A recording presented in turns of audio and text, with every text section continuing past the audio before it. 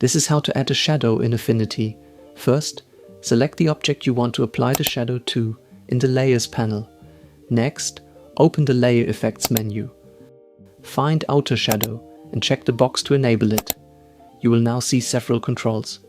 Increasing the radius will spread the shadow further from the object, making it larger and softer. Intensity controls how strong the shadow appears. Opacity adjusts how dark the shadow is overall. The offset slider moves the shadow in different directions, changing where the shadow falls relative to the object.